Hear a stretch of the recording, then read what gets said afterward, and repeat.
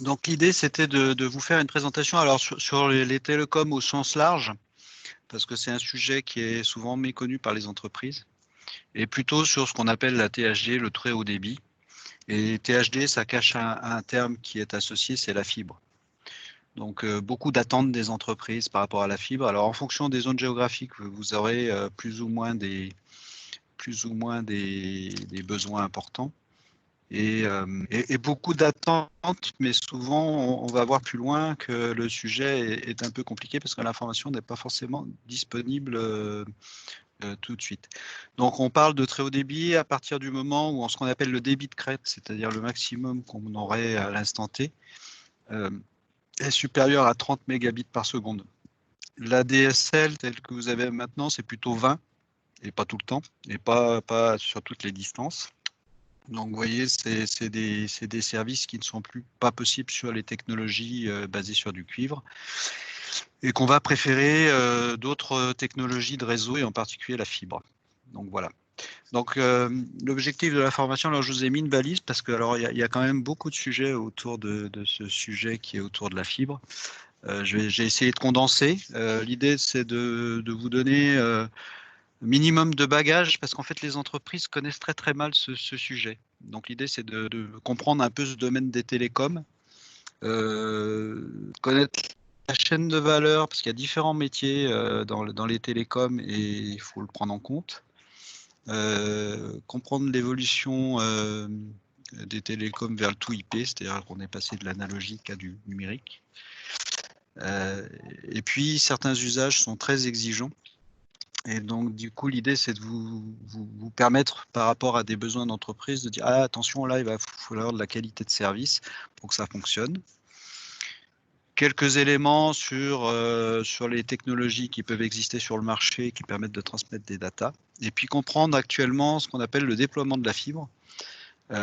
Savoir à quoi correspond la notion de RIP. Je ne sais pas si vous connaissez ce terme-là, pas forcément en fonction de votre parcours et vos connaissances du sujet. C'est un peu l'aménagement économique du territoire avec les dessertes en fibre. Savoir où trouver l'information quand elle est disponible et puis par où commencer quand on a un projet télécom, même si vous n'êtes pas amené à accompagner tous les projets, au moins avoir quelques notions qui vous permettent de repérer comment s'y prendre. Alors, pourquoi c'est un sujet d'actualité des entreprises? Donc, on a eu quand même le coronavirus là qui nous a montré que travailler à distance, c'était quelque chose qui pouvait avoir permettre un plan de continuité de l'entreprise et, et des usages qui pouvaient parfois ne pas fonctionner parce que le débit n'était pas suffisant ou la fonctionnalité ne marchait pas, quoi. Donc, il y a deux notions. Il y a vraiment dans les entreprises qu'on rencontre, il y a certains, ils n'ont pas des besoins énormes, c'est-à-dire que bah, ils veulent aller sur Internet, surfer, récupérer leur messagerie, et puis c'est tout. Donc on est plutôt dans le confort d'utilisation. C'est-à-dire que la valeur du service, bah, ils ne veulent pas y mettre des 100 et des 1000, quoi. En résumé, 30 €, ça serait très bien. Et puis après, vous avez des tas d'autres services où parfois on a des besoins de qualité. Et la chose la plus essentielle, souvent, enfin, où il y a besoin de plus de qualité de service, c'est ce qu'on est en train de faire là en ce moment avec la visioconférence et surtout la téléphonie. Parfois aussi l'accès à distance hein, pour les gens qui se sont retrouvés avec beaucoup de télétravail et un serveur accessible à distance avec ce qu'on appelle un VPN, donc un réseau privé qui passe sur le réseau Internet qui permet d'aller se connecter à un serveur. Si le débit n'est pas bon, on ne peut pas travailler. Pas mal d'usages, entre guillemets, qui sont exigeants, et d'un autre côté, des besoins de confort, mais qui ne valent pas des centaines d'euros par mois, quoi. Donc une espèce d'ambiguïté, parce que parfois, bah, pour avoir du débit, il faut payer plus cher. Et ça, les gens ne comprennent pas forcément ça. Donc voilà, donc souvent, dans les entreprises TPE, on a besoin de confort d'utilisation, mais les usages qu'on a déployés, sauf cas particulier où les gens sont dans le échange des gros fichiers, par exemple dans le domaine de la CAO, conception assistée par ordinateur, dans l'architecture, mais bien ou de la photographie, tout ce qui est vidéo.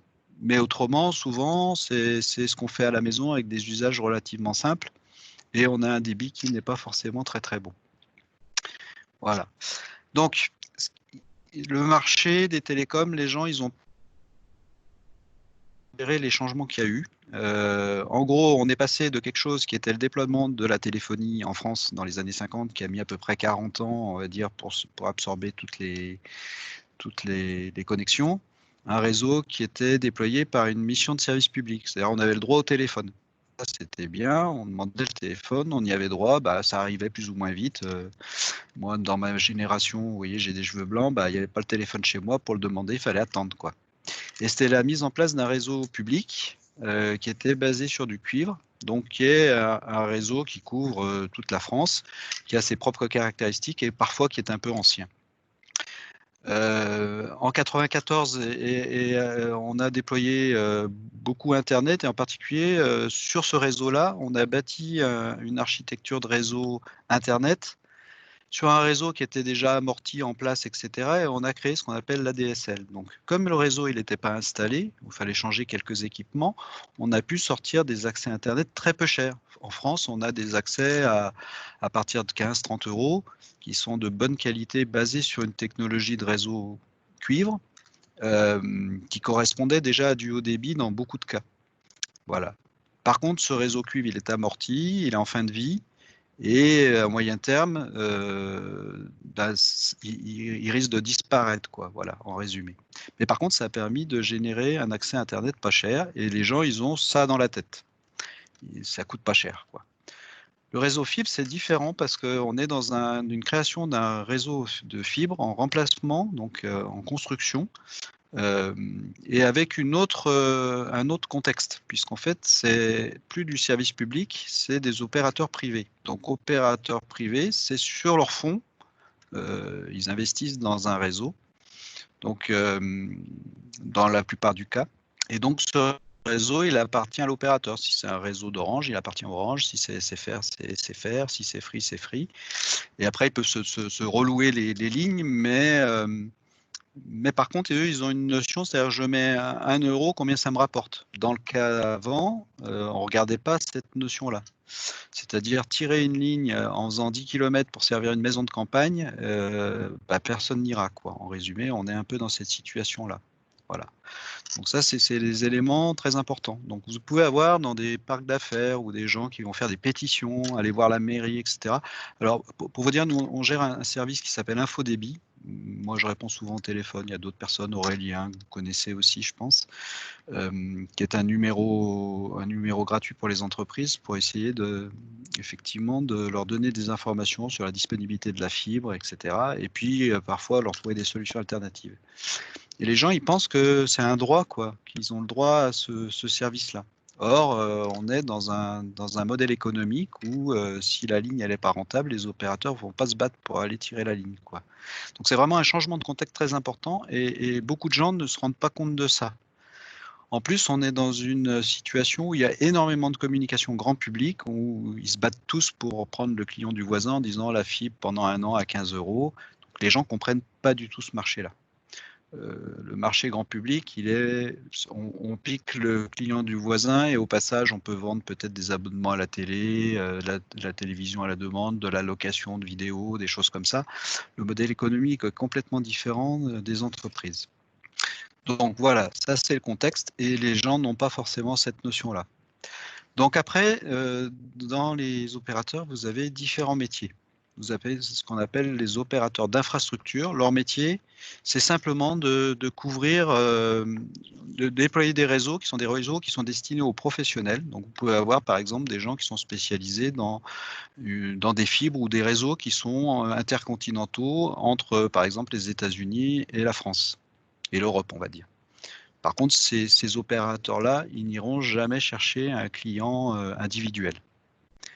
Parfois des grands comptes, hein, parce que quand il y a des besoins d'interconnexion de sites dans le monde, bah, c'est potentiellement ces gens-là. Après, donc c'est plutôt du réseau. En gros, c'est des tuyaux, mais il n'y a pas de service dessus. Simplement que ces tuyaux, ils vont les maintenir, faire que ça fonctionne et gérer cette infrastructure-là de manière qu'elle soit suffisamment dimensionnée et qu'elle apporte des services aux opérateurs de services qui arrivent juste après. Opérateur de service, lui, il va utiliser ce réseau d'opérateurs d'infrastructures et il va déployer des services, donc Internet, mail, téléphonie, sauvegarde, VPN, tout ce que vous voulez. Et là, par contre, soit il vend en direct, comme Orange, par exemple. Orange fait tout. Il est opérateur de service, opérateur d'infrastructure. Soit il s'adresse à des intégrateurs, c'est-à-dire à des gens qui sont des distributeurs. C'est par exemple le cas d'SFR, qui lui a un réseau de distribution pour les entreprises, où en fait on n'a pas directement SFR en face, on a un réseau de distribution avec des gens qui viennent vous former, vous installer, configurer les équipements et configurer les systèmes, vous vendre les téléphones s'il y a de la téléphonie. Voilà.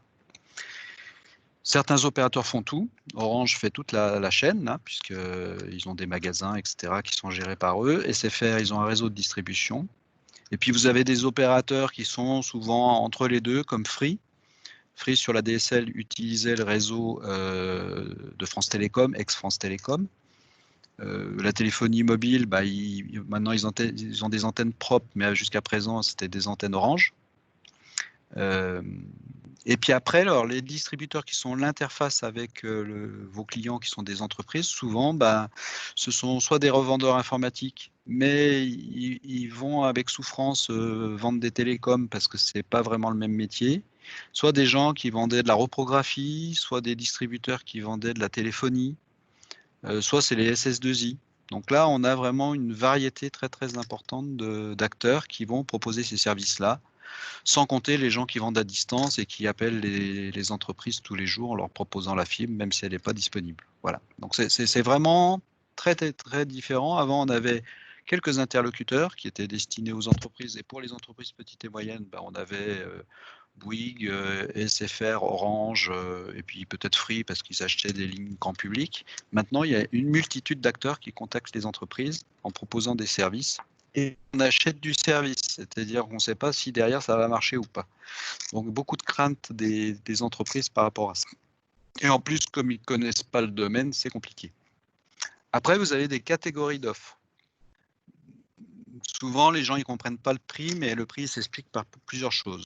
Donc déjà, vous avez des offres grand public. Les offres grand public, elles sont très orientées vers ce qu'on appelle le triple play, c'est-à-dire Internet d'abord, la télévision et des services de téléphonie. Donc télévision, Internet, c'est des choses dont le débit en général est descendant. C'est-à-dire que souvent les offres qui sont associées à ça sont des offres qu'on appelle asymétriques. Et l'information descend rapidement, mais remonte doucement. C'est-à-dire que si on veut, par exemple, installer un VPN sur ce genre de choses, il y a de grandes chances que ça ne marche pas parce que la personne qui va être à distance va avoir des informations qui vont remonter tout doucement et son système ne sera pas opérationnel. Par contre, ce sont des offres à 15-30 € par mois qui peuvent correspondre à un besoin d'une petite entreprise qui n'a pas besoin de choses extrêmement compliquées. Le seul truc, c'est que vous n'avez pas de service. Il n'y a absolument aucun service dessus. Vous tombez sur des centres d'appel quand ça va bien, si ce n'est pas un automate. Et puis, vous pouvez être bloqué pendant plusieurs jours sans rien, quoi. Après, donc sur cette base-là, souvent, ils proposent des choses un peu intermédiaires, qui sont des offres standardisées, qui sont basées souvent sur les infrastructures grand public, pour la fibre en tout cas, qu'on verra tout à l'heure en termes d'organisation, avec un peu plus de garantie de service après-vente, on va dire. C'est que là, vous aurez un interlocuteur au téléphone. Par contre, souvent, si ça va bien, ça va bien. S'il y a une coupure ou quelque chose comme ça, on est un peu dans le bazar pendant plusieurs jours, quoi. Et puis après, vous avez des offres entreprises qui ont plus de garantie de service, qui ont plus enfin, qui ont des services de rétablissement de la ligne, par exemple, de 4 heures, c'est-à-dire que vous ne pouvez pas être coupé plus de 4 heures. Et puis, c'est du sur-mesure, c'est-à-dire que si vous voulez une 100 mégas symétrique, vous l'aurez, 1 giga symétrique, vous l'aurez, alors ce ne sera pas au même prix. Si vous voulez des services complémentaires, souvent les entreprises ont besoin d'adresses IP, alors ça ne vous parle peut-être pas à tous, mais en résumé, des adresses fixes. Ça, c'est possible, plus des services de sauvegarde, plein de choses qu'on va pouvoir trouver par rapport à ces offres-là. Mais on va passer de quelque chose qui est de l'ordre de quelques dizaines d'euros à des offres qui sont de l'ordre de plusieurs centaines d'euros par mois. Donc, c'est vrai que souvent, les gens, ils ne veulent pas payer cher. Et en plus, comme la communication grand public dit que ça coûte moins de 50 €, moins de 30 €, ils ne comprennent pas pourquoi il faudrait payer 500. Voilà. Donc, c'est un peu le problème qu'on va rencontrer. C'est pas du tout les mêmes produits, hein. On est sur du produit grand public et du produit plus haut de gamme avec du service, de la garantie. Enfin, on verra ce que c'est qu'une garantie de service tout à l'heure. Voilà. Donc, il faut bien comprendre ça. Et il y a un peu une confusion en disant, moi, je comprends pas. D'un côté, c'est 30 € et de l'autre côté, c'est 300. Pourquoi c'est différent, quoi. Et on le verra tout à l'heure sur des services. Après, quand on parle de télécom, c'est un peu compliqué parce que maintenant, on peut faire passer beaucoup de choses sur les lignes Internet. Donc, ça peut être la connexion à Internet, ça peut être de la téléphonie fixe, ça peut être de la messagerie, de la téléphonie mobile. Et souvent, ça coûte cher, mais on va pouvoir faire passer d'autres services. C'est-à-dire que l'accès est plus cher parce qu'on a la fibre, mais dessus, on essaye de faire passer d'autres choses. On peut faire passer de la téléphonie, on peut faire passer de la visioconférence, on peut faire passer de la messagerie, de la sauvegarde à distance, des VPN, enfin, etc., etc. Il y a des services de firewall, d'anti-spam qu'on va pouvoir ajouter là-dessus. Et donc, du coup, peut-être que ça remet en cause la façon dont on était organisé. Donc, parfois, les gens, ils ont un équipement traditionnel de téléphonie. On verra comment c'est organisé tout à l'heure. Et du coup, ils voient que c'est cher, mais on peut peut-être pouvoir outiller l'entreprise un peu différemment en faisant, par exemple, pas uniquement l'accès Internet que pour le web et tout ça, mais aussi mettre de la téléphonie dessus. Surtout si on a un équipement qui est ce qu'on appelle un PABX, c'est-à-dire un standard téléphonique qui est un peu ancien, qui sera à changer, on peut se poser la question. Donc du coup, parfois, un projet qui était simplement de l'accès Internet va se transformer en un vrai projet de télécom au sens large, avec tous ces sujets-là. Les gens n'ont pas l'habitude de faire des cahiers des charges dans ce domaine-là, donc ils ont besoin d'aide et de conseils sur cette partie-là, surtout sur la partie appel d'offres. Regardez toutes les lignes parce qu'il y a des fois, on est un peu surpris par les réponses des opérateurs. Alors, la téléphonie, je vous en parle parce que on est passé du monde de ce qu'on appelle la commutation. Alors, je vous ai mis le côté historique de la communication où il y avait des personnes qui faisaient la liaison, mais l'idée c'était de faire une communication point à point, une ligne électrique entre guillemets entre deux personnes pour pouvoir converser, basée sur du cuivre et qui permettait de créer un réseau continu, donc ça vient du monde militaire, hein, c'était pas de l'informatique où ça peut se planter avec des bugs, hein, c'était vraiment quelque chose de très très fort. En plus, il n'y avait pas besoin d'alimenter parce que le téléphone qu'on avait avant était auto-alimenté par les fils de cuivre, donc ça c'était assez costaud. Dans les années 80 est sorti en utilisant ce réseau-là, déjà des lignes qu'on appelle Numéris, RNIS. Vous entendrez parler de ça juste après, parce que souvent les entreprises, elles ont leur téléphonie, celles qui sont un peu organisées, elles ont leur téléphonie qui est basée sur ces technologies-là, qui sont des réseaux numériques avec de la qualité de service, c'est-à-dire derrière des temps de rétablissement de la ligne, des coupures qui ne peuvent pas dépasser 4 heures, vraiment de la sécurisation, parce que le téléphone, c'est un outil de communication essentiel. Et depuis l'arrivée d'Internet, on est passé de la commutation à ce qu'on appelle du routage, avec plein de technologies derrière. C'est-à-dire qu'on fait passer sur un réseau avec des petits paquets, on va dire, la téléphonie également. C'est ce que vous avez la plupart du temps à la maison. Et après, ça peut se faire sur différents types de technologies de réseau, du cuivre, de la fibre, du mobile, hein, ce que vous pouvez faire même sur WhatsApp. C'est de la téléphonie, si vous utilisez ça, c'est de la téléphonie avec du routage, quoi. Ou ça peut être le satellite, en fonction de... Voilà. Donc on est passé de quelque chose qui était souvent dans les entreprises un peu grosses, on avait les services généraux qui s'occupaient de la téléphonie, aux services informatiques. Dans les grands groupes, c'est ça, le service informatique qui s'est retrouvé à gérer la téléphonie. Et ils n'aiment pas du tout ça parce que c'est super exigeant, les gens râlent parce que ça ne marche pas, enfin, etc. Alors qu'une imprimante qui ne marche pas, bon, ça peut attendre une heure, c'est pas très grave, ou un logiciel qui ne fonctionne pas, ça peut attendre un petit peu. La téléphonie, ça ne tolère pas des arrêts et donc il y a une exigence assez forte. Et voilà, donc on est vraiment dans cette situation-là. Parallèlement, dans la téléphonie, avant, on avait deux réseaux. Vous aviez un opérateur Internet avec de la DSL, du SDSL en fonction, une box, un routeur, quoi. Et puis après, des réseaux séparés avec des prises séparées. Alors, peut-être que vous, dans votre chambre de commerce ou chambre de métier, on vous disait, ah mais non, ça c'est pour le téléphone, ça c'est pour l'informatique. On avait deux réseaux séparés, des postes téléphoniques traditionnels et ce qu'on appelle un PABX. PABX, qui est le standard téléphonique, qui était relié à des lignes numéristes souvent. On prenait plusieurs lignes, T0, T2. Alors, en fonction du nombre de lignes simultanées qu'on voulait, on prenait ce genre de service. Donc, ce sont des choses qu'on va retrouver dans beaucoup d'entreprises. Parce que c'était ce qu'on faisait dans la téléphonie traditionnelle. Dans les petites boîtes, vous avez souvent une box Internet sur laquelle il y a un téléphone branché. Voilà. Mais dans les entreprises un peu structurées, on a ce qu'on appelle un PABX, un standard téléphonique, qui gère la messagerie, les renvois d'appels, enfin tous ces services-là.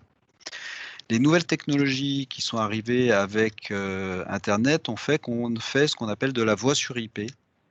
Et au lieu d'avoir un PABX, c'est-à-dire un standard téléphonique dans l'entreprise, on a un service qui est dans le cloud, hébergé quelque part, qui remplace, en fait, c'est un standard téléphonique virtuel.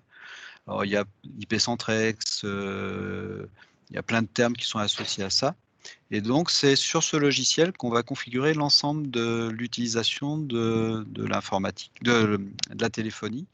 On aura par exemple sa boîte vocale et tout ça qui sera sur ce système-là, au lieu d'être dans un équipement tel que c'était fait jusqu'à présent. Et du coup, souvent, on va tout faire passer sur une seule ligne, qui serait souvent de la fibre, parce que c'est la solution la plus actuelle. Et vous aurez parfois deux opérateurs, un opérateur qui vous fournit l'accès Internet et un opérateur qui vous fournit la téléphonie. Par contre, à l'intérieur de l'entreprise, on n'aura plus qu'un seul réseau, avec, alors nous, par exemple, à l'ENE, sous réserve qu'on est sur le réseau de la région qui n'est pas très bon, nous avons des softphones, c'est-à-dire que le téléphone, il est sur notre ordinateur. Soit après, c'est ce qu'on appelle des téléphones IP, c'est-à-dire des nouveaux équipements, c'est-à-dire que quand on passe de cette situation ancienne avec des téléphonies traditionnelles, on est obligé de se racheter des équipements pour avoir de la téléphonie sur IP. Et bien entendu, cette ligne-là, on va avoir les mêmes exigences que ce qu'on avait sur la ligne fibre, là, les mêmes exigences qu'on avait sur les lignes numéristes. Alors pourquoi je vous parle de ça? C'est qu'en fait, il y a une raison, c'est que numéris, en fait, était assez pratique. Vous aviez, alors ils vous diront, quand vous posez la question aux entreprises, est-ce que vous avez une ligne T0, T2? Ils vous diront oui, non. T0, ça veut dire qu'on peut avoir deux communications simultanées. T2, ça veut dire jusqu'à 30 appels simultanés. Donc une grosse entreprise, elle aura plusieurs lignes T2. Une petite, elle peut avoir plusieurs lignes T0. Voilà. Et derrière, on a de la garantie de service. Alors pourquoi je vous parle de ça? C'est qu'en fait, il y a quelque chose d'actualité. C'est que pour des raisons économiques et de changement, on a un arrêt de ces lignes-là dans un futur proche. Les lignes numéristes vont être arrêtées. Donc, c'est pas tout de suite, hein, vous voyez, c'est 2023 ou plus tôt. C'est-à-dire certaines lignes qui étaient basées sur le cuivre, dès que la fibre arrive, on va demander aux gens de passer sur la fibre. Mais par contre, ça a généré énormément d'arnaqueurs, entre guillemets, qui vous appellent en vous disant attention, à partir de la semaine prochaine, vous n'aurez plus rien, ou le mois prochain, ou dans les 2 mois. Il faut absolument que vous changiez d'opérateur et que vous passiez sur une autre technologie. Donc, on a énormément de sollicitations d'entreprises sur ce genre de choses avec, oui, un peu d'arnaque derrière, hein, puisque c'est pas tout à fait la vérité. Puisqu'en fait, l'idée principale, c'est pas de nouvelles lignes à partir de fin 2018, ce qui dans la réalité n'est pas tout à fait vrai parce que le réseau fibre n'est pas forcément disponible en face, donc il continue à créer des lignes. Et l'exploitation des lignes numéristes, c'est 2023. Et à mon avis, ça sera plus, puisque d'ici 2023, ils n'auront pas forcément couvert l'ensemble du territoire avec de la fibre. Donc voilà, c'est simplement qu'à terme, il y aura une migration des anciennes lignes qui étaient numéris, RNIS en fait, numéris, sur de la fibre. Mais à partir du moment où ça sera disponible. Donc beaucoup de gens qui sont appelés en disant ça va être la catastrophe pour vous et il va falloir que vous changiez. Donc ça, c'est pas tout à fait vrai. Donc vous risquez d'avoir des remarques d'entreprise par rapport à ce sujet-là. Pas d'affolement donc par rapport à ça. Alors pourquoi on va abandonner ces réseaux-là qui sont basés sur le cuivre? Parce que c'est un peu vieux. Il y a beaucoup de lignes qui ont été installées il y a 40 ans, qui sont avec des fils très fins, donc pas de bonnes caractéristiques. Et après, de toute manière, une technologie qui est ancienne, qui a des limites sur l'exploitation, puisqu'en fait, il y a des notions d'atténuation du signal. C'est-à-dire, plus vous êtes loin, moins vous entendez. Donc, si on veut augmenter le débit, c'est pas très faisable. Avec les technologies ADSL, XDSL, VDSL, etc., on peut améliorer, on peut presque faire la qualité de la fibre, mais il faut être à moins de 500 mètres du point d'accès. Donc à partir de 2 km, ça se dégrade énormément et il faudrait recharger le réseau, remonter, booster le réseau à partir de 2 km pour que les gens ils aient du débit. Mais on ne peut pas maintenir plusieurs réseaux en parallèle, donc dès qu'il va y avoir la fibre, on va abandonner l'autre. Donc on est plutôt dans une phase de maintien de ce réseau et derrière d'investissement très lourd dans la fibre. Donc voilà, le réseau cuivre va disparaître à terme. Alors qu'est-ce qu'on peut faire par rapport à ça? Vous voyez comment c'est organisé. Hein. Vous avez parfois dans les villes des boîtiers ou des petites maisons. C'est ce qu'on appelle le NRA, le nœud de raccordement de l'abonné. Sur lequel il y a un truc spécifique qui s'appelle le DSLAM, c'est le truc sur lequel on connecte la DSL en fait.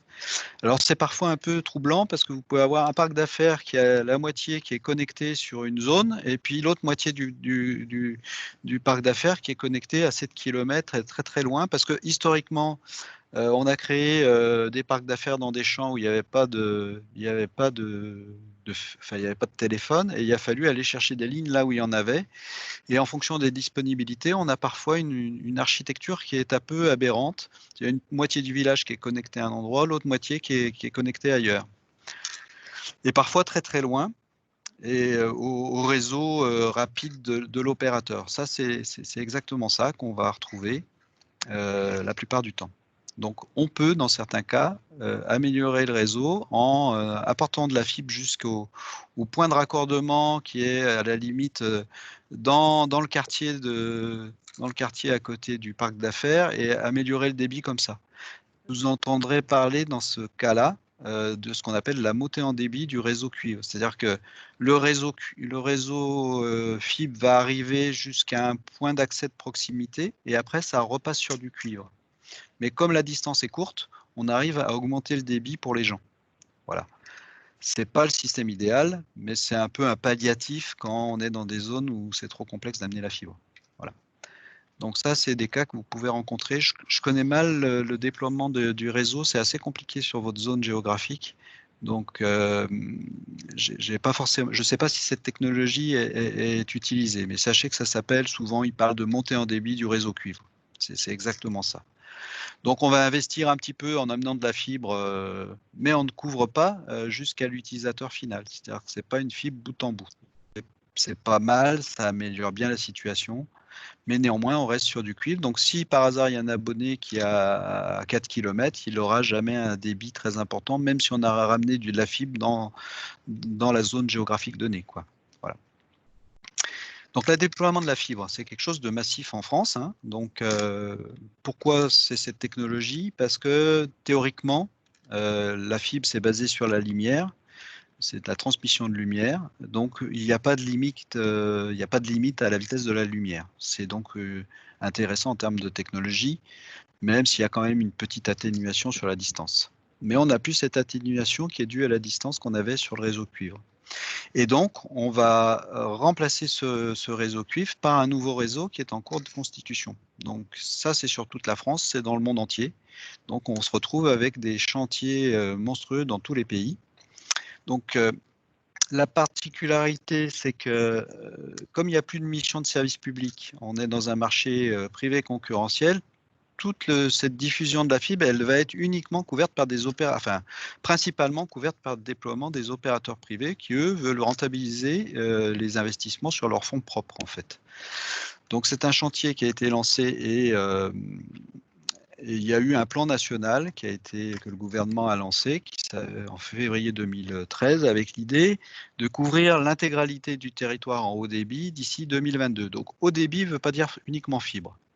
Et de proposer un accès Internet performant à l'ensemble des logements, des entreprises et des administrations. Ça, c'est le vœu pieux de ce projet-là, avec une date d'atterrissage 2022, bon, qui ne sera pas atteint, à mon avis, pour plusieurs raisons, parce que c'est un chantier qui est gigantesque, et deuxième chose, des budgets qui sont considérables, et aller amener une fibre dans une maison de campagne qui est à 8 km du point de connexion, c'est pas rentable à 30 € par mois, c'est pas possible, quoi. Donc, pour plein de raisons, plus la pénurie de fibres, enfin, il y a plein de choses, pénurie de personnel pour installer la fibre, donc ils n'arriveront pas à ce délai-là, plus le coronavirus qui s'est mis là-dessus. Mais ça, c'est le plan national, donc c'est un deal entre les opérateurs et l'État en disant, allez-y, déployez la fibre. Donc, ils ont mis en place, en fait, un certain nombre de, je reviendrai là-dessus, un certain nombre de choses avec des zones.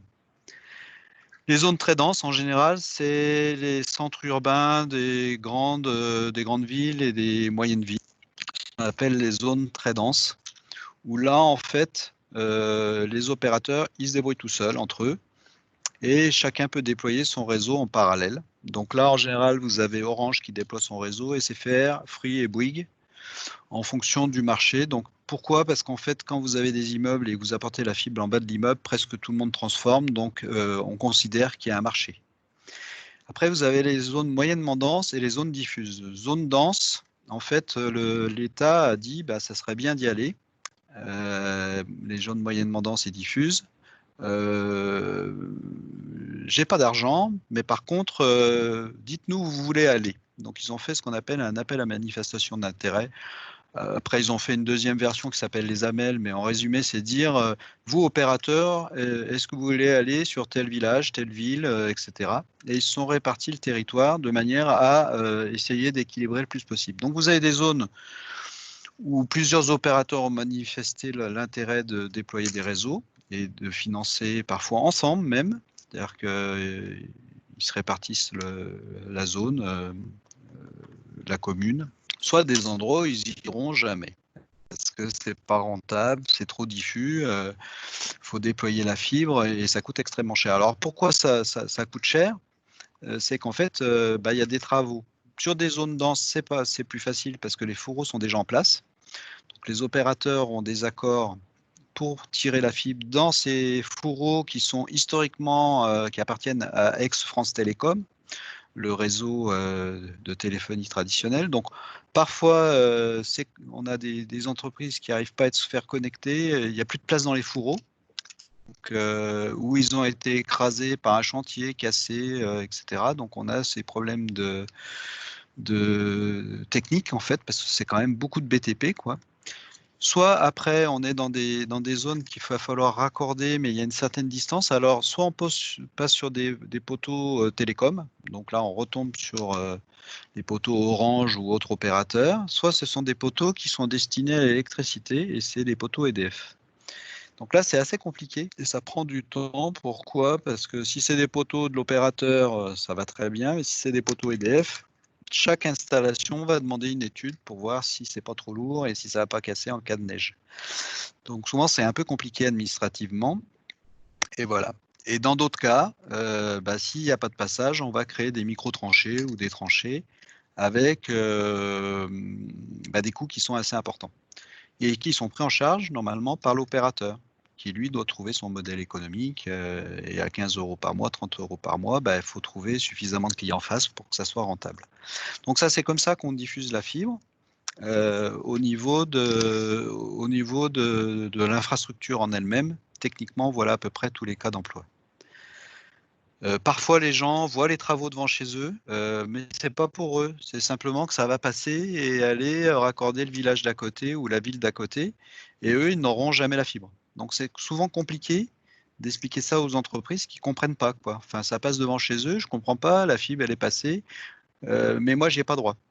Voilà. Donc ça, faut tenir compte de ça parce que souvent, on n'est pas forcément on n'a pas l'information et c'est pas parce que ça passe devant chez eux qu'il y a eu des chantiers que pour autant ils auront la fibre, quoi. Donc vous avez compris qu'il y avait des zones qui seraient couvertes, des zones qui ne seraient pas couvertes, et donc par rapport à ça, pour une certaine équité, on a créé un réseau d'initiatives publiques, ce qu'on appelle les RIP.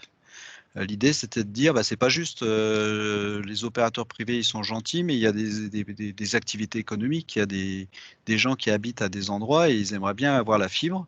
C'est quand même pas très juste qu'on les prive d'accès au réseau, quoi. Donc, les collectivités ont pris en charge, en général, ça, c'est souvent les régions, parce que c'est des financements qui sont énormes, avec les communautés de communes ou les agglomérations qui prennent en charge ce genre de choses. Donc c'est un domaine assez compliqué, très politique.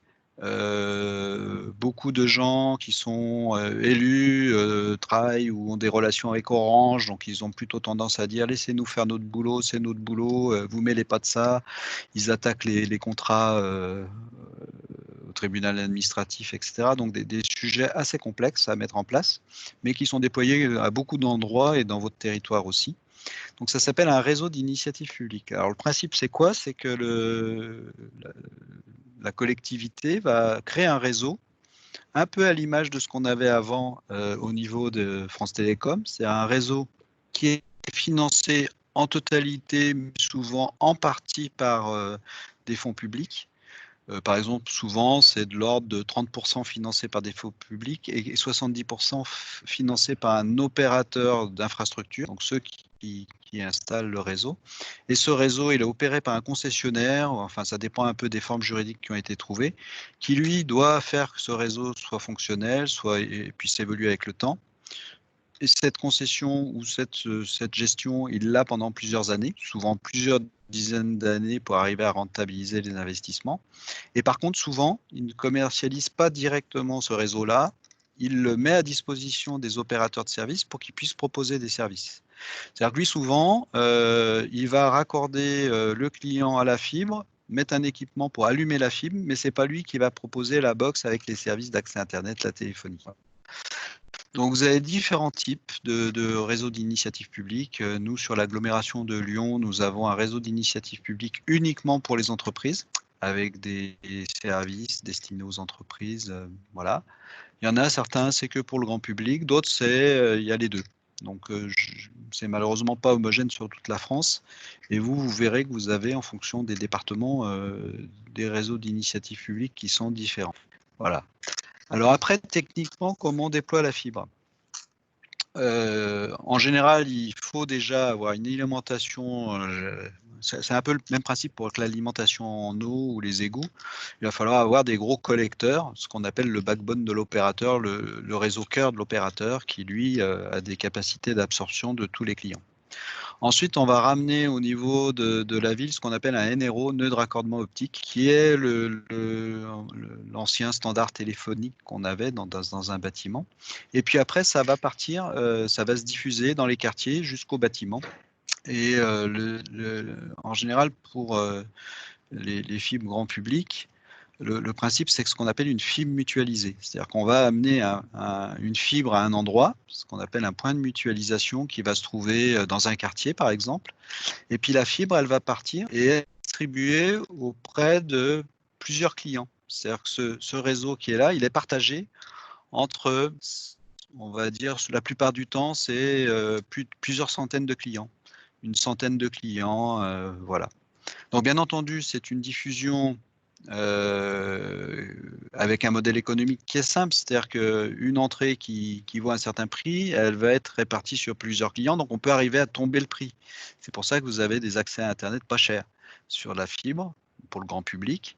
Mais par contre, on va faire une offre, ce qu'on appelle FTTH, la fibre to home, H c'est home, qui est donc une offre en général standardisée. C'est-à-dire que vous n'avez pas le choix, quoi. En résumé, c'est si ça passe, ça passe. Hein. On vous garantit jusqu'à tant de mégas et des services qui sont pour tout le monde pareil, basés sur des offres grand public la plupart du temps. Et derrière, à partir de ça, ils construisent des offres qu'on appelle FTTE ou semi-pro, entreprise, qu'il faut regarder après dans les lignes du contrat, qui sont aussi dans cette notion de mutualisation.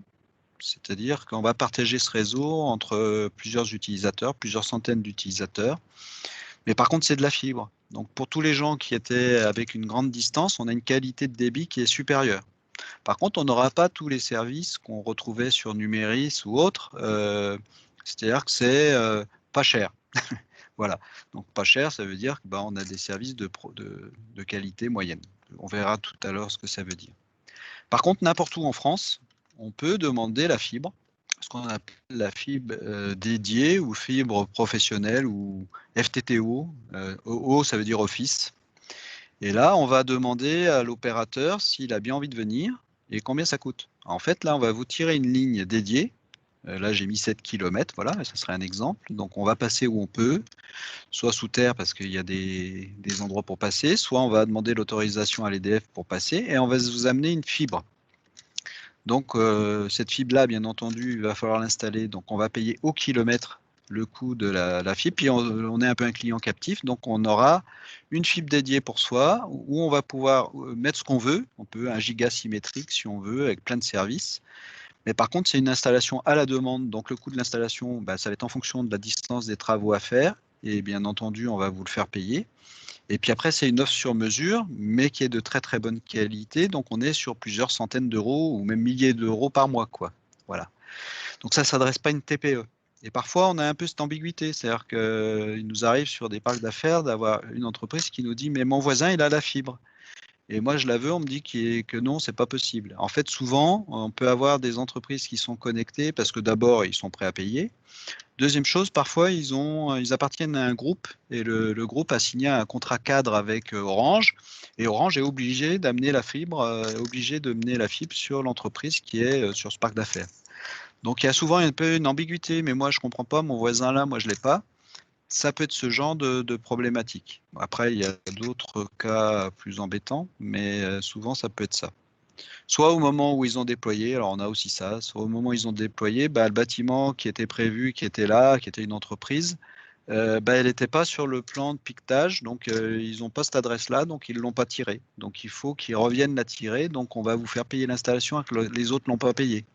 On a des cas, mais alors assez variés, où l'adresse, elle est nouvelle, ils n'ont pas dans la base de données, on ne peut pas vous adresser, enfin, c'est un peu le bazar, quoi, en résumé. Mais voilà, ce qu'il faut comprendre, c'est que vous avez deux types d'offres. Les offres qu'on appelle FTTH, sur lesquelles on peut faire un peu de professionnel, mais c'est une fibre qui est mutualisée, ce qui est très bien pour des besoins courants. Et dès qu'on veut des besoins un peu plus sophistiqués, souvent on est obligé de prendre un peu comme ce qu'on avait avec le Numéris, un produit plus haut de gamme, et qu'on appelle la FTTO. Par contre, ce ne sont pas du tout les mêmes coûts. Et les gens, parfois, n'ont pas la fibre mutualisée parce qu'elle n'a pas été déployée dans leur commune. Et on leur propose une fibre dédiée qui va leur coûter peut-être 10 000 euros d'installation, 500, 600 euros par mois de frais. Et les gens ne comprennent pas, quoi. Enfin, pourquoi à la maison, dans le village, ou dans la ville, j'ai l'accès à Internet. Et puis moi, dans le parc d'affaires, j'ai rien, quoi. Donc c'est souvent, ça amène à faire des pétitions, mais le maire, il n'y peut rien. Enfin voilà, c'est un peu compliqué. Alors comment savoir si vous avez la fibre, comment se situer? C'est un peu compliqué. Alors pour la fibre grand public, on a des sites qui permettent d'avoir une information à peu près juste, et c'est ce que je vous propose d'aller voir maintenant. Je vais partager mon écran. Je vais arrêter le partage de cet écran-là et on va aller sur un site web. Voilà. Donc je vous mettrai, vous aurez les liens dans le PowerPoint. Donc c'est un site qui est fait par l'ARCEP. L'ARCEP, c'est l'organisme de régulation des télécoms en France, qui a mis à disposition une carte. Alors, elle est mise à jour à peu près tous les 3 mois. Là, vous voyez, la prochaine mise à jour est en septembre. Et c'est basé sur les données de déploiement de la fibre des opérateurs. Donc, on va chercher au hasard, hein, mais je vais chercher Bordeaux, mais on va aller un peu ailleurs. Donc là, vous avez une carte quand on cherche sur un élément comme ça, avec des indicateurs qui sont ici, qui sont des indicateurs macro sur le taux de couverture. Alors on voit qu'ici, par exemple, on n'en est qu'à moins de 10%, ici rien du tout, voilà. Et c'est pas hyper précis, parce qu'on ne sait pas quel est l'opérateur qui déploie. Donc vous avez un truc qui s'appelle le mode avancé, et on se met en vue prévisionnelle. Et là, après, si je cherche on va aller chercher un truc plus petit, là, Somo. Et là, ça vous dit, bah voilà, c'est une zone d'initiative publique, donc c'est un réseau d'initiative publique. C'est le syndicat mixte de Gironde numérique qui va gérer cet aspect-là. Donc, ça ne sera pas Orange, ça ne sera pas SFR, c'est réellement le réseau d'initiative publique qui va être présent. Et après, on peut descendre plus en détail. Hein. Je vais revenir avec la vue normale. Et en fait, quand les entreprises nous appellent, nous, on essaye de voir déjà si leur bâtiment il est prévu d'être connecté. Alors, vous voyez, vous avez des petits indices qui sont là. Et sur chaque bâtiment qui est prévu, vous voyez, celui-là n'est pas prévu, par exemple. Alors, c'est peut-être une dépendance de cette maison, je ne sais pas. Donc là, ça vous dit, ça vous donne l'identifiant, ça vous dit si c'est, alors que je vais afficher la légende, là c'est programmé. Donc il y a plusieurs étapes. Première chose, étude réalisée, c'est-à-dire qu'ils seront passés sur le territoire, ils ont regardé qui était à connecter, et c'est souvent 2 ans avant. Le fait d'avoir sa fibre. Donc, par exemple, si vous avez une construction neuve, c'est pas prévu, pas dans ce plan de progression. Programmé, ça veut dire qu'ils ont prévu le chantier. Raccordable sur demande, c'est-à-dire que la fibre est là, mais c'est pas encore complètement déployé, c'est-à-dire qu'elle arrive souvent dans le quartier. En cours de déploiement, c'est-à-dire qu'ils commencent à raccorder les gens. Après, ce qu'il faut savoir, c'est qu'une fois que c'est raccordé, ils ont des obligations légales d'attendre, je crois, c'est 3 mois pour permettre à tous les opérateurs de se préparer, Free, Orange, tous ceux qui voudraient passer là-dessus, de se préparer pour pouvoir adresser, ça c'est des aspects légaux. Et puis raccordable, ça veut dire que l'entreprise va pouvoir, ou le particulier va pouvoir se raccorder. Donc là, on est dans une zone où c'est programmé, à mon avis, c'est pas avant 2 ans, quoi. Voilà. Donc ça c'est le premier niveau d'information qui vous permet de savoir où on est le chantier. Si on va voir peut-être dans une zone plus dense. Donc là, vous voyez ici, alors on a des choses un peu aberrantes parfois. Vous voyez par exemple ici, tout est raccordé, mais ici on a ce point-là qui n'est pas encore. Ça c'est un déploiement d'Orange. C'est déployé, mais c'est pas encore accessible. C'est-à-dire que vous pouvez avoir tout un quartier où tout le monde l'a, puis il y a 4 ou 5 bâtiments qui ne le sont pas. Et là, par exemple, ici, pareil, c'est déployé, mais pour autant, pour l'instant, ils ne seraient pas éligibles à la fibre, quoi. Donc on a des surprises comme ça, c'est-à-dire que on a, vous voyez ici par exemple, on a tout est vert, sauf que là on en a quelques-uns qui sont en bleu, c'est-à-dire raccordable sur demande, c'est-à-dire que pour l'instant c'est pas raccordé, quoi. Ou là ici, donc vous allez avoir des surprises quand vous cherchez l'information. Mais bon, c'est une base de données qui a le mérite d'exister.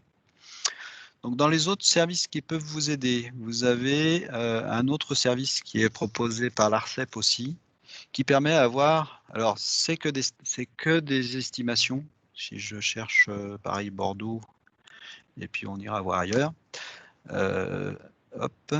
Vous avez un outil qui vous permet d'estimer les débits que les gens peuvent avoir par rapport à une localisation.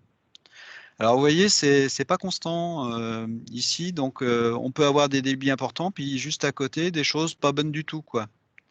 Et puis parfois on a des trous, c'est souvent on a cette surprise-là. Donc en fait sur une adresse donnée, on peut avoir des informations sur le débit possible. Voilà. Ça reste théorique, mais ça vous permet d'avoir une première information quand l'entreprise vous sollicite, de savoir à peu près ce qu'ils ont. Là, on voit bien que c'est pas très bon, hein, c'est jusqu'à 10 mégas, donc ça doit pas être très bon. Et en remontant, bah, on a 512 à 4 mégabits. C'est pas extraordinaire. Ils ont le satellite, mais ils n'ont pas la fibre. Voilà, en résumé. Et après, vous avez les opérateurs qui sont présents. Il y a Bouygues, Free, SFR, Nordnet. Nordnet, c'est plutôt le satellite.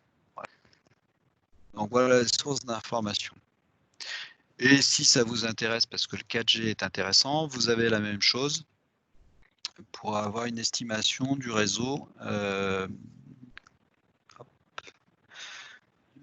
Le réseau a une localisation et là-dessus on peut avoir aussi où se trouve l'antenne, enfin un certain nombre d'informations qui permettent de voir une situation en sachant que Le 4G, c'est des ondes et donc vous pouvez avoir des surprises parce que le bâtiment est tout en métal ou les murs sont épais, ça passe pas. Enfin, on peut avoir d'autres surprises malgré le fait que, a priori, on ait une bonne qualité de réseau.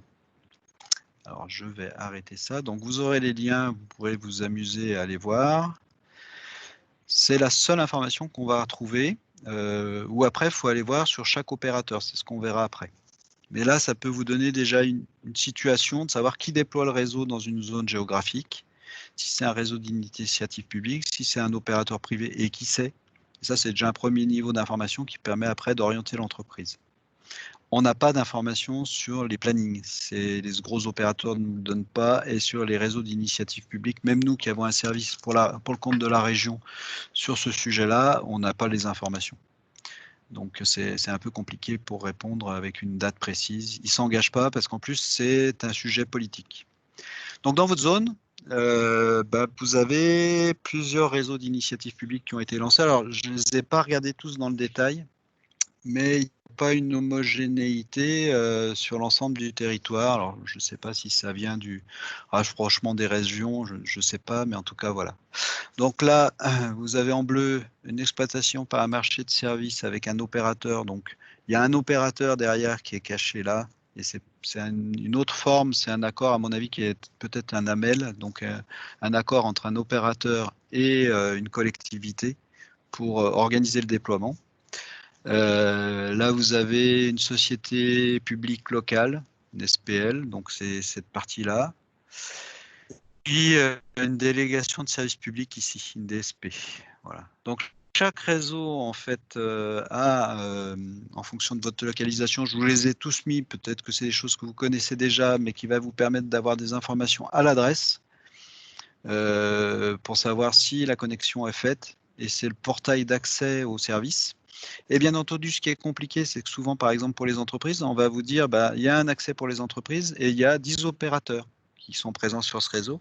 Et les entreprises, elles ne savent pas lequel prendre, quoi. Voilà, donc ça, on a des problèmes de ce type-là. Donc là, je vous ai mis tous les liens sur les différents réseaux que j'ai pu trouver sur votre zone, qui sont des réseaux d'initiative publique. Voilà.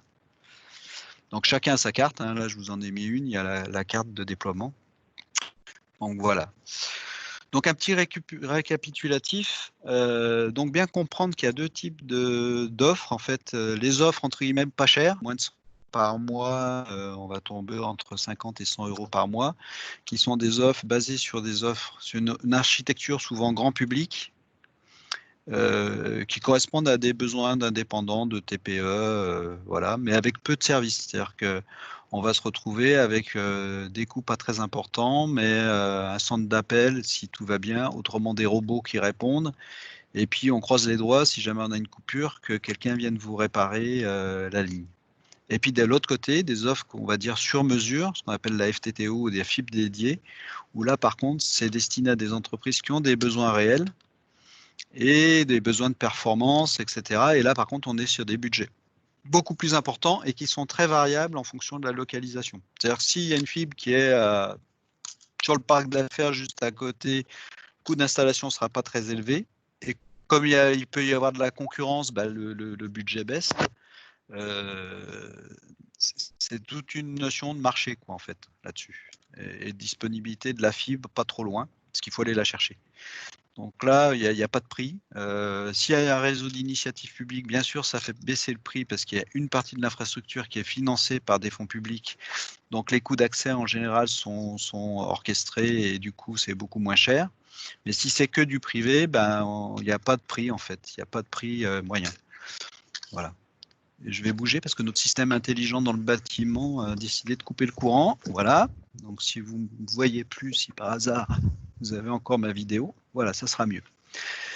Alors, comment une entreprise elle va définir son besoin? Ça va être en fonction de sa notion de débit qui est très difficile à estimer, mais souvent c'est lié au nombre d'utilisateurs et aux usages qu'on va développer. Et après, on aura d'autres notions qui est plutôt une notion confort d'utilisation, etc. C'est ce qu'on appelle la qualité de service. Donc, il faut que ça soit disponible, que ça ne coupe pas, qu'on ne soit pas coupé pendant 3 semaines, quoi, que ça soit rapide, confortable, stable, et qu'on puisse éventuellement organiser le réseau pour que certains services qui ont besoin on va dire de qualité, ben, on puisse les séparer des autres usages, quoi. Nous, par exemple, sur le réseau, là, on est sur le réseau du campus de la région, où il n'y a pas de priorisation de service, on n'a pas de service, et en fait, du coup, on a de la téléphonie sur IP qui ne marche pas du tout. Alors qu'avant, avant de déménager ici, c'était très très bien. On a des coupures, le son est métallique, parce que la téléphonie est très exigeante et qu'on ne peut pas gérer cette problématique-là, nous, à notre niveau. Voilà. Donc c'est pour ça que je vous ai mis allô, allô, on n'entend pas, c'est vraiment les services qui sont les plus exigeants. Si on a une box grand public et qu'on a une ligne téléphonique, on peut prendre, et que c'est une TPE, ça correspond, je veux dire, c'est pas un problème. C'est dès qu'on est nombreux. Nous, on est une vingtaine, on a besoin d'une infrastructure stable et on est des gros usagers puisqu'en fait, c'est notre outil de travail, le web et l'informatique, quoi. Voilà. Je vous ai mis des espèces de grilles qui valent ce qu'ils valent, hein, mais au moins qui vous donnent quelques idées. Si on est moins de 10, 5 mégas, c'est suffisant. Et tout dépend de son usage. C'est clair que si on est plus de 50, très vite, on a besoin de 50 mégas, quoi. Parce que on a des critères qui sont à la fois l'usage, mais il y a des choses qui sont masquées. Par exemple, vous avez beaucoup de mises à jour d'ordinateurs avec qui tout d'un coup se déclenchent et vont faire tomber le réseau parce qu'on va télécharger des mégas, quoi. Et du coup, à l'instant T, bah, vous avez un réseau qui tombe. Donc, d'avoir la possibilité d'organiser en fait ces services-là est très important dès qu'on est nombreux. Et ça demande une infrastructure technique un peu supérieure et organisée par rapport aux télécoms. Derrière, on a d'autres trucs. On a ce qu'on appelle la qualité de service. Qualité de service, c'est la capacité de véhiculer dans de bonnes conditions un trafic donné. C'est un ensemble de choses. C'est du débit, des délais de transmission. Et en particulier, vous avez plusieurs choses. Vous avez la notion de latence. Donc, par exemple, il y a une solution qui est intéressante quand on n'a rien du tout, c'est le satellite. Mais par contre, le satellite, il faut aller le chercher. C'est-à-dire que si vous utilisez, par exemple, le satellite pour surfer sur Internet, quand vous cliquez sur un lien d'un site, bah, ça va mettre longtemps parce qu'il faut aller chercher le satellite en disant il faut m'amener le site qui s'appelle ene.fr, par exemple. Le satellite va revenir sur Terre chercher l'info et il va falloir remonter pour vous l'amener l'information. Donc il y a des temps de latence qui sont très très longs. Donc ça, c'est des choses qui, par exemple sur la visioconférence, sur des usages de ce type-là, font que vous êtes en train de parler, puis on a l'impression que la personne en face, elle n'est pas au même rythme. Donc ça, c'est des choses qu'on aura. C'est un peu imperceptible, mais c'est des éléments qu'on va retrouver dans le devis. Après, vous avez une autre notion qui s'appelle la gigue. Alors là, vous allez comprendre tout à fait. C'est on vous garantit, on vous dit c'est 10 mégas ou c'est 1 giga, jusqu'à 1 giga souvent dans les offres, jusqu'à 1 giga en fibre. En fait, c'est 1 giga peut-être, mais pas tout le temps, quoi. Et souvent, on a ce phénomène de gigue, c'est-à-dire que vous avez, un peu comme sur l'autoroute, bah, des ralentissements. Et en fait, c'est un débit théorique, c'est-à-dire où on peut aller jusqu'à là, mais c'est le départ en vacances sur l'autoroute, ça doit être limité à 130, on roule à 40 km/h parce qu'il y a beaucoup de trafic. Donc ça, c'est très important sur certains services, quand on a besoin de débit, de regarder si le débit est garanti, c'est-à-dire que la gigue est très très faible. Donc dans les autres critères, alors ça, c'est des choses qu'on voit dans les contrats. Sur les offres grand public, le temps de latence, il est défini, mais il n'est pas contractuel. La gigue, elle n'est pas contractuelle non plus, c'est-à-dire que c'est jusqu'à telle valeur.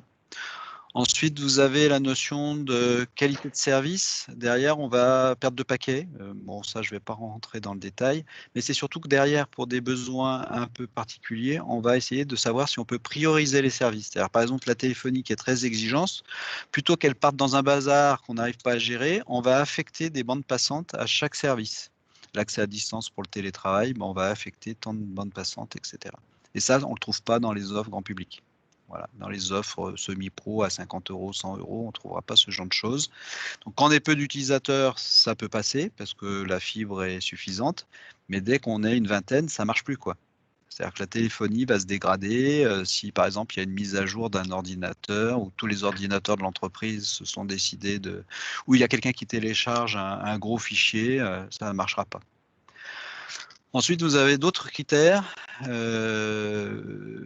qu'on va retrouver, c'est le garantie, la GTI et la GTR. GTI, c'est le garantie de temps d'intervention. Alors souvent, sur les offres grand public, c'est 8 heures, mais ça peut être plus. ça peut être plus ce qui est indiqué. Et c'est un temps maximum d'intervention de l'opérateur. Ça veut dire qu'il vous garantit qu'en 8 heures, il va venir vous voir et vous dire « Ah bah oui, il y a un problème », et il repart, et après, vous attendez que ça soit réparé. Donc, c'est-à-dire que si réellement toute notre infrastructure, on est 20 personnes et la téléphonie passe là-dessus, pendant peut-être 3 jours, on n'a plus de téléphone, quoi. Donc ça, c'est pas forcément acceptable. Mais par contre, c'est pas cher. Et après, vous avez d'autres choses qu'on va retrouver. Ce qu'on retrouvait sur les lignes numériques, c'est les GTR de 4 heures, c'est-à-dire que la ligne ne peut pas être coupée plus de 4 heures. Et là, donc derrière, bien sûr, ça veut dire qu'on sécurise, ça veut dire qu'il y a des équipes qui viennent intervenir, et c'est pas du tout le même prix. Voilà. Donc ça, c'est des services qui sont à regarder dans les contrats.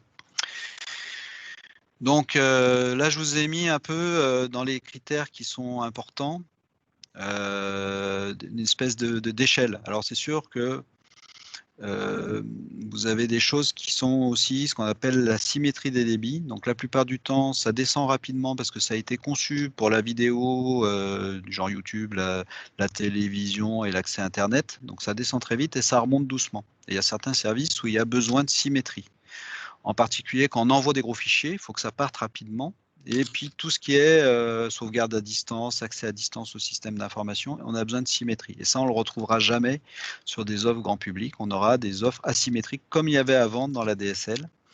Et ça, c'est aussi dans les contrats, c'est expliqué si on a un débit garanti, des débits qui sont symétriques ou non. Ça, c'est des choses qui sont à regarder en fonction de son usage. Voilà. Donc, dans les éléments à tenir en compte, c'est est-ce que c'est une fibre mutualisée? Donc, vous voyez, ce n'est pas la même offre. Est-ce que les débits sont symétriques ou non? Dans petite TPE qui ne soit pas symétrique, ce n'est pas gênant. Pour une entreprise qui veut permettre aux gens en télétravail de télécharger des documents ou d'accéder à un service qui est mutualisé, eh bien, il faut absolument qu'il y ait de la symétrie. Si le serveur est dans l'entreprise, il faut absolument que les flux qui sortent soient symétriques. Parfois, on a besoin d'IP fixe. Bon, ça, si on veut mettre un firewall, des choses comme ça. Sur les offres entre guillemets mutualisées, parce que ça marche comme ça, on ne peut pas adapter le service, c'est-à-dire que ces offres qui sont packagées, bah, si on a besoin de certains services qui ne sont pas disponibles, on ne pourra pas les avoir. Sur les offres FTTO, vous voyez, c'est la notion de temps de rétablissement de la ligne, les débits qui sont garantis ou non, et puis la possibilité de prioriser les services. Et puis aussi une notion, c'est comment marche la hotline. Est-ce qu'on a quelqu'un, est-ce qu'on a personne derrière qui réponde?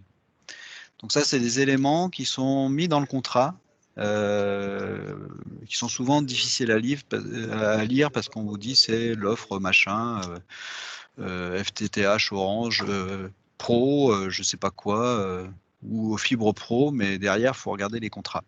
Donc ça fait partie des choses qu'il faut regarder et expliquer aux entreprises qu'il y a quelques critères à regarder en fonction de leurs usages. Pour les offres grand public, pour les gens qui ont un réseau déployé par Orange, SFR, Bouygues et Free, vous avez, pour l'offre grand public, en tout cas, pas pour les FTTO, parce que ça, l'information, elle n'est pas publique, la cartographie d'Orange, la cartographie d'SFR, et là, à l'adresse donnée, on peut voir si on est accessible ou pas. Les problèmes qu'on a parfois, c'est que l'adresse de l'entreprise ne correspond pas à une adresse qui est référencée dans leur base de données, parce que c'est un 5 bis qui a été créé entre-temps et ils ne l'ont pas indexé. Donc parfois, sur la carte, on n'arrive pas à trouver cette adresse-là. Mais l'information, elle est mise à jour sur leur portail en général et ça permet de savoir si la fibre est disponible, si c'est eux qui ont déployé la fibre. Voilà. Quand on n'a pas ça, qu'est-ce qu'on peut faire? On peut utiliser le cuivre en utilisant ce qu'on appelle du SDSL, en attendant d'avoir la fibre. Donc c'est comme la DSL, sauf qu'on va voir de la symétrie de débit et en fonction de la distance, soit 2 mégas symétriques, 4 mégas ou 8 mégas symétriques en fonction du nombre de paires de cuivre qu'on va pouvoir utiliser. C'est un truc qui est standard dans les catalogues, mais que les entreprises ne connaissent pas forcément et qui peut améliorer une situation un peu dégradée parce qu'il y a un peu de distance ou que le réseau n'est pas très bon et pas très onéreux. C'est-à-dire on va changer quelques équipements, ça ne change rien pour l'entreprise, on va lui changer sa box en fait. On va changer la façon de travailler sur ce réseau-là, mais ça ne coûte pas très cher. Vous voyez, c'est autour de 150, 200 € par mois. Alors beaucoup vous diront, ah oui, non, mais moi, je ne veux pas payer plus de 30 € et je veux de la qualité. Ben voilà, ça, c'est une solution qui existe, le SDSL, par rapport à l'ADSL que vous avez peut-être encore chez vous parfois, en fonction de votre localisation. Ça, c'est ce qu'on fait depuis très très longtemps pour des gens qui voulaient de la qualité de service pour de l'accès Internet. C'est une offre standard qu'on va retrouver chez tous les opérateurs, mais qui n'est disponible qu'à partir du moment où la distance est relativement courte. Parce que si la distance est très longue et que le réseau est pas de bonne qualité, l'opérateur ne peut pas proposer ce type d'offre. Ensuite, vous avez la 4G, alors ce qu'on appelle la 4G fixe. Vous avez différentes offres. Vous avez des offres où en fait on va mettre un routeur fixe dans lequel il y a une puce qui correspond à l'opérateur. Donc ça peut être intéressant. Par contre, c'est des ondes. Donc en fonction du bâtiment, en fonction de la qualité du réseau de l'opérateur, il y a des fois ça marche, des fois ça marche pas. Donc sur les offres grand public 4G, vous avez des offres Bouygues, vous avez des offres qui sont pas mal. Par contre, quand on a des bâtiments qui sont un peu compliqués, l'idéal, ça serait de mettre une antenne sur le toit, une antenne extérieure. Sur ces offres, entre guillemets, grand public, ça n'existe pas vraiment.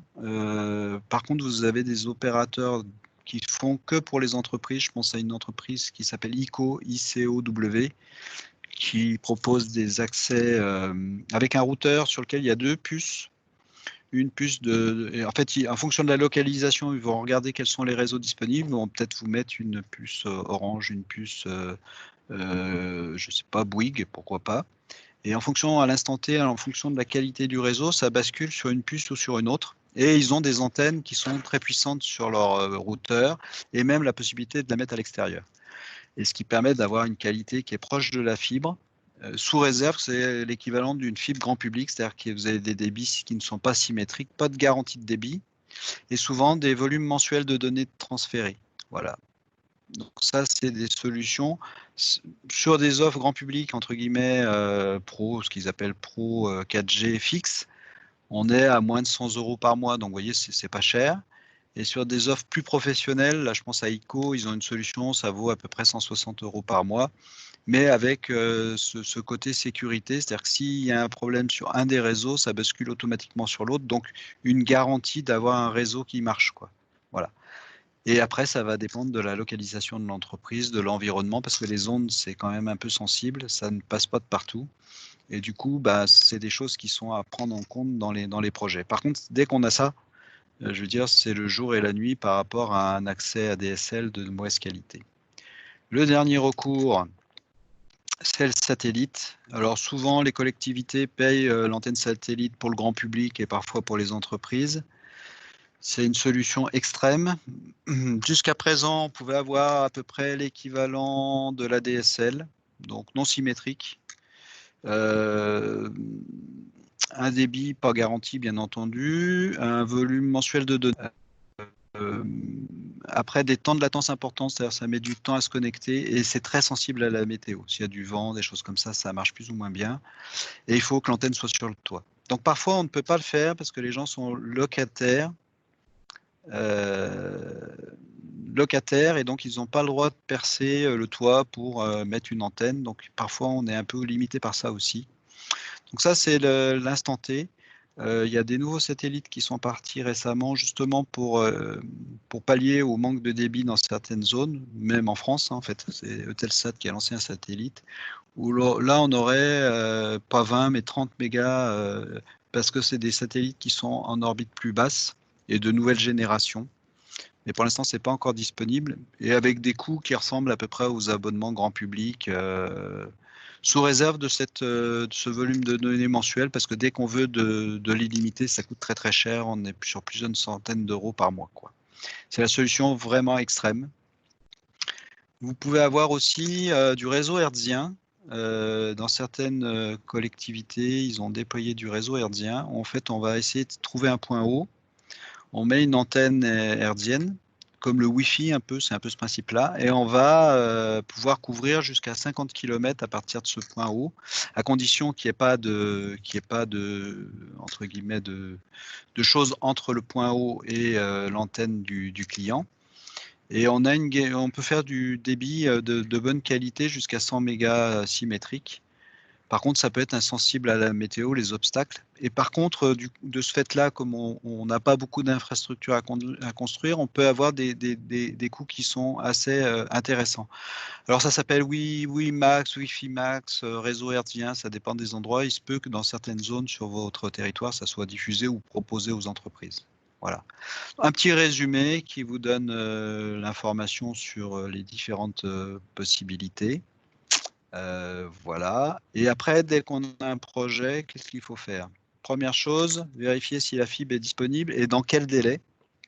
Parce que parfois, on a plusieurs semaines de délai. Donc, il faut toujours un peu être prudent par rapport à dénoncer son contrat de l'offre actuelle. Il faut retrouver son contrat parce que dans le contrat, vous allez avoir une notion de date de fin de contrat et de renouvellement. Parfois, c'est une tacite renouvellement et les gens sont engagés, ils pensent changer et en fait, ils sont engagés sur 3 ans.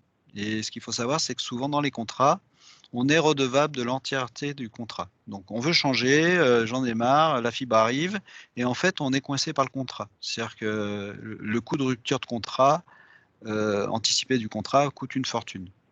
Ensuite, on définit son cahier des charges, parce que peut-être que si ça ne va pas se limiter à l'accès Internet, donc peut-être rajouter des éléments autour de la téléphonie, j'en sais pas, enfin voilà. Là, on est souvent sur une offre multi-opérateur, donc essayer de comparer les offres. Et puis planifier le changement en gardant une marge de sécurité parce que c'est du service et on a toujours des aléas.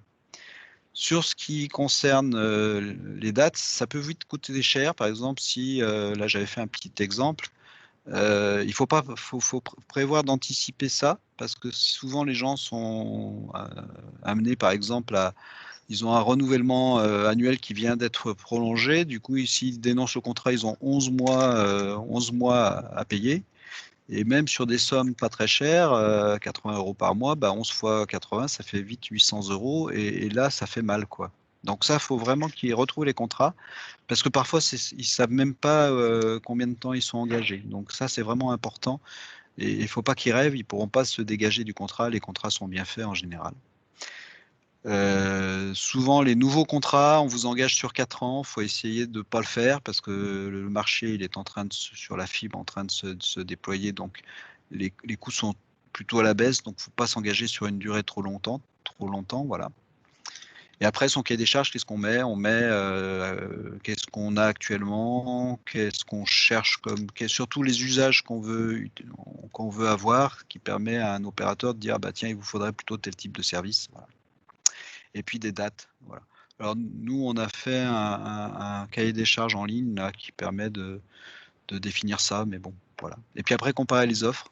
Donc vous avez des grilles d'analyse qui permettent de comparer les offres et d'avoir essayer de caser les choses dans les cases pour essayer de comparer si une offre est plus intéressante ou pas. Voilà. Alors pour ma part, j'ai fini. Je suis à votre dispo pour répondre à vos questions si vous en avez. C'est un sujet que je traite depuis très très longtemps, donc je peux répondre à vos questions si vous en avez, quoi. Est-ce que vous avez des questions peut-être? Je vais regarder si dans le chat il y avait des questions. Je vous écoute. Pas de questions dans le chat a priori. Ok. Est-ce que c'est des sujets sur lesquels on vous sollicite? A priori, peut-être pas. Comme j'ai pas de réponse, on va penser que non. Mais néanmoins, quand vous avez un projet numérique, regardez ça, parce que si les gens ils ont un projet de partir dans le cloud, de trouver des solutions en ligne et qu'ils n'ont pas du tout de réseau, c'est bien de les interroger sur cette partie-là. Qu'est-ce que vous avez actuellement? Est-ce que vous êtes sûr d'avoir la fibre ou pas? Parce que les gens rêvent un peu. Et souvent aussi, lorsqu'ils déménagent, parce qu'ils avaient la fibre, pour eux, c'est naturel qu'ils la retrouvent. Et en fait, ils peuvent arriver dans une zone où elle n'est pas du tout là, quoi.